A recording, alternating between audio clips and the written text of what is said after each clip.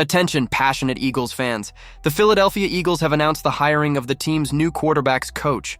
The news was confirmed by Bowling Green State University, where Scott Laughter, 50, served as the head coach.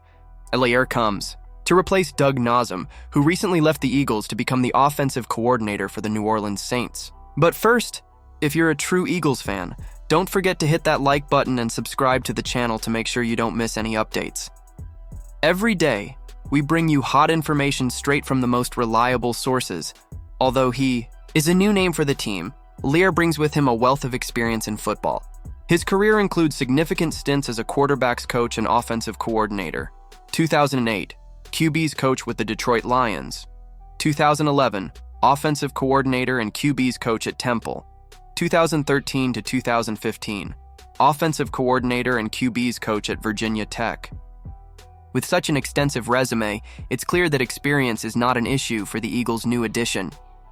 When it comes to positional coach hires in the NFL, no one outside really knows how things will work out.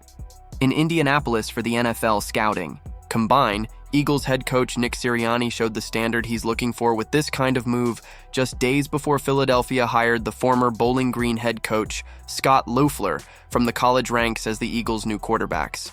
Coach, at the end of the day, with a positional coach, I'm always looking for a good person, Sirianni told reporters. Because again, I think we just saw there were so many different reasons why we were able to win Super Bowl LIX. But one big one was teamwork, connection, and selflessness.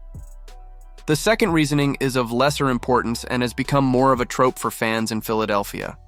To be fair though, it's been in Jeffrey Lurie's playbook for years when the Eagles are falling short of expectations. The idea of new voices or outside voices to keep things from getting stale. Sirianni also noted this aspect obediently. Just like a positional coach can bring new thoughts, new schemes, new ideas to the table to help develop your offense, Sirianni said. To continue thinking about the future while evolving your offense.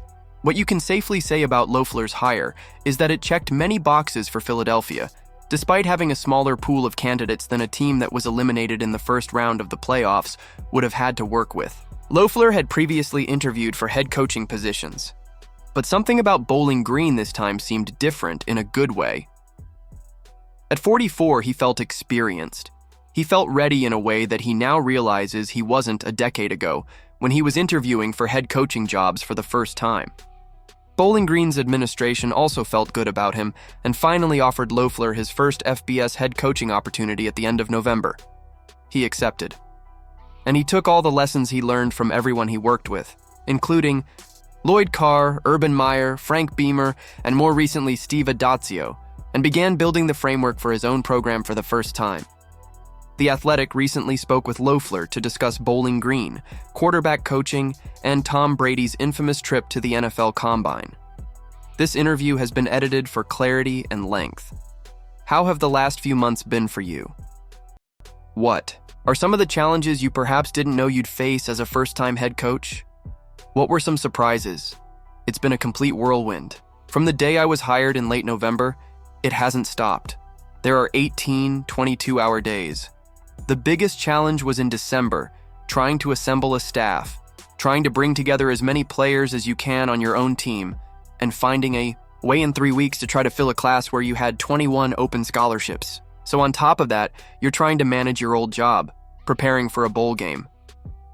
December was eye-opening, especially having to hire a staff so quickly, as well as trying to build relationships with your own players, and then finding a way, which normally takes a year to a year and a half, to be able to build a recruiting class in 3 weeks. That was challenging. And then the minute you sign that class, you're on a plane and you're crammed into a meeting room trying to get ready for a bowl game. Loeffler played the position at Michigan in the mid-1990s, coached QBs for a quarter of a century, and worked with all types of quarterbacks from Tom Brady, who he considers a close friend, to Tim Tebow. His obvious connection to the team dates back to Virginia Tech, where he worked with receivers coach Aaron Moorhead when Logan Thomas was the star QB for the Hokies.